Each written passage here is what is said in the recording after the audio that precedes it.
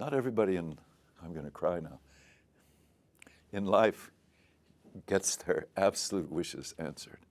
You know, it doesn't happen to that many people. I'm so grateful for it. I'm not quite sure. They were looking and looking and looking around town for an actor to play it. They'd tested millions of people.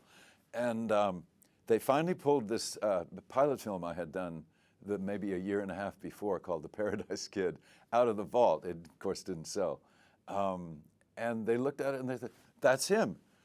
So maybe there was a kind of innocence, kind of youthful innocence about me.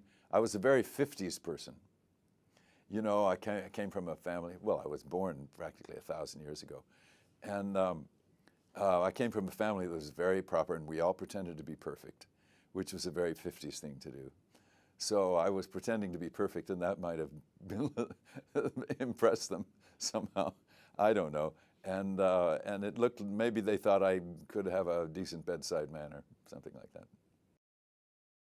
Ever since I was a kid, I had big self-esteem problems when I grew up. And I wanted to be an actor so badly. And I wanted to be famous so badly. And I wanted to be a good actor and famous. It's not that I just wanted. I wanted applause. I don't know. I wanted anything that would help me feel better about myself. So suddenly I was doing Dr. Kildare.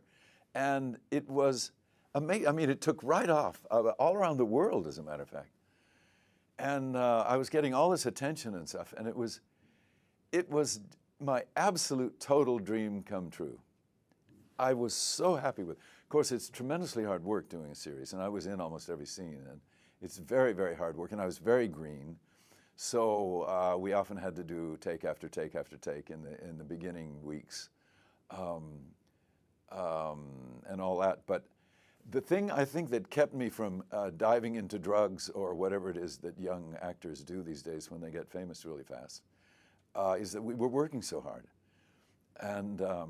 And when there would be any space between seasons, for instance, they'd put me in a film, and if there was ever 3 or 4 days off for some reason, they would send me to New York or Pittsburgh or someplace to do publicity and all that.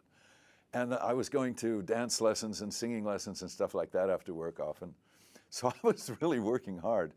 And I had some friends who, if I did get kind of, look at me, they'd go, oh, come off it. And so I didn't get trapped in the downside of being famous, I think. But I sure enjoyed it. Well, I had a wonderful singing teacher named Carolyn Trojanowski. The minute I got out of the Army, I started working with her. And she was a kind of Svengali. And she helped me with my voice and everything. And I've kept working on that forever.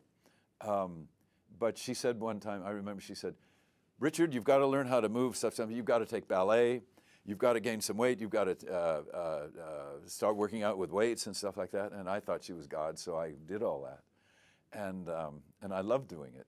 But yes, singing is great for your speaking voice.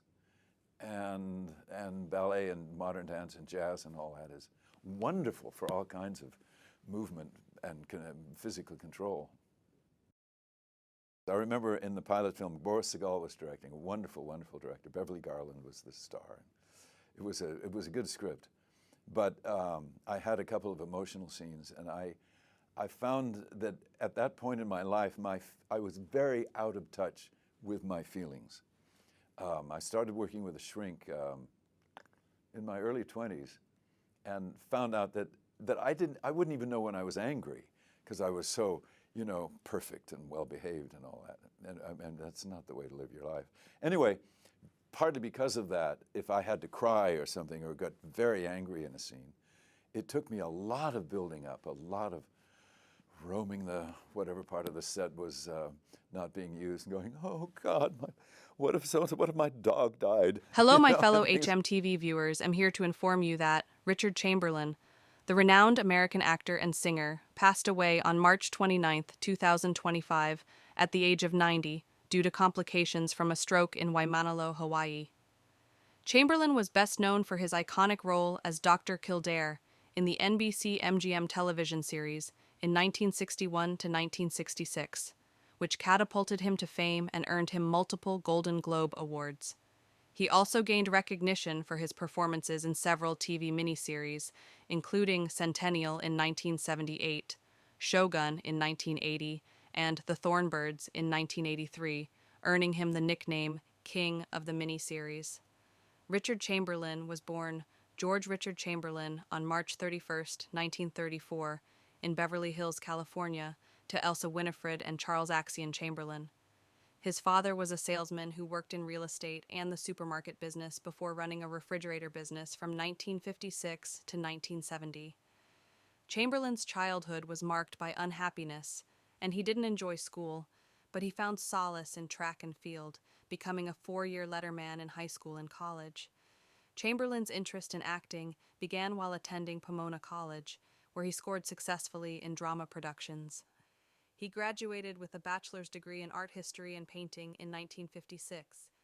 However, his plans were put on hold when he was drafted into the United States Army on December 7, 1956, and served in Korea for 16 months.